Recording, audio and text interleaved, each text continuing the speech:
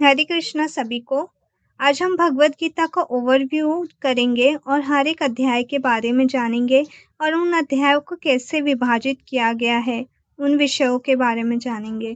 तो भगवत गीता में टोटल 18 अध्याय है और इन 18 अध्यायों को 3 भागों में विभाजित किया गया है। जो पहले के 6 अध्याय हैं, अध्याय 1 से लेके अध्याय 6, उनमें बताया गया है हमारे बारे में, मेरे बारे में, मेरे लिए।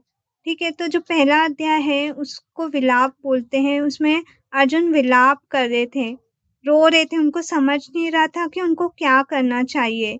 तो दूसरे अध्याय में कृष्ण जी ने बताया है अर्जुन को कि उनकी पहचान क्या है। उसके बाद तीसरे अध्याय में कृष्ण जी ने उन्हें उनका कर्तव्य बताया है।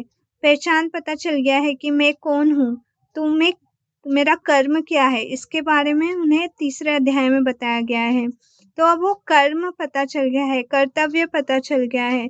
तो कर्तव्य को कैसे करना है, इसके बारे में अध्याय 4 में बताया गया है। जैसे पहले जाने और फिर करे, ये है। तो अध्याय 4 में कैसे हमें कर्म करना है वो बताया गया है। और फिर अध्याय 5 में अब हमें पता चल गया कि मेरी पहचान क्या है, मेरा कर्तव्य क्या है और वो कर्तव्य को कैसे करना है। तो अध्याय 5 में परिणाम बताया गया है। परिणाम क्या होगा, हमें शांति मिलेगी। तो उसके बाद जो अध्याय 6 है उसमें ध्यान के बारे में बताया गया है। जब हमें शांति मिल जाती है तो हम ध्यान करने लायक हो जाते हैं। तो ये हमें अध्याय 6 में बताया गया है। यहाँ इसके बाद जो अध्याय 7 से 12 है उसमें कृष्ण जी के बारे में बताया गया है। कृष्ण कौन है, उनकी अनेक शक्तियाँ क्या है, यह अध्याय 7 में बताया गया है।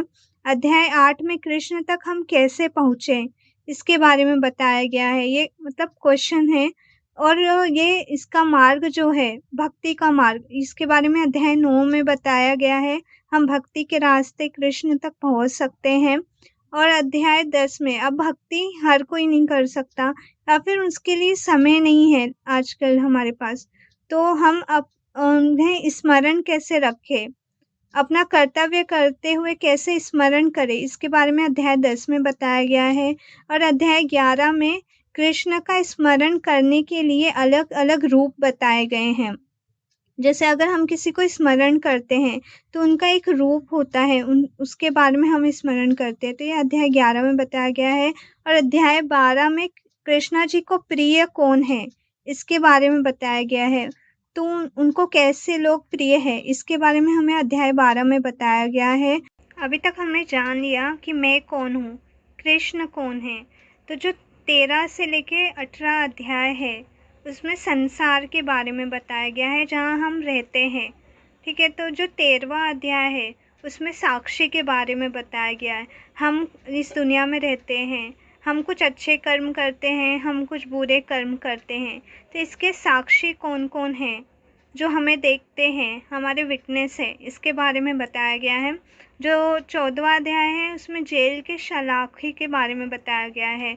इस दुनिया में हम रहते हैं तो क्या हम किसी जेल में बंधे हुए हैं, हम कुछ कर्म कर पाते हैं तो कुछ हम जस्ट सोच पाते हैं, हम कर नहीं पाते उन्हें। कई बार हम कुछ करना चाहते हैं पर कुछ चीज़ें हमें वो रोकती हैं, हमें बांध देती हैं किसी चीज़ों से।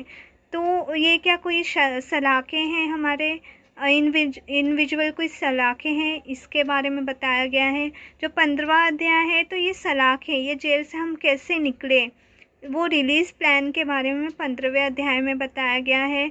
और जो 17 अध्याय है तो रिलीज प्लान के बारे में हमें पता चल गया है, पर वो रिलीज प्लान का यूज़ करके निकलना सबके लिए संभव नहीं है, ये जटिल है।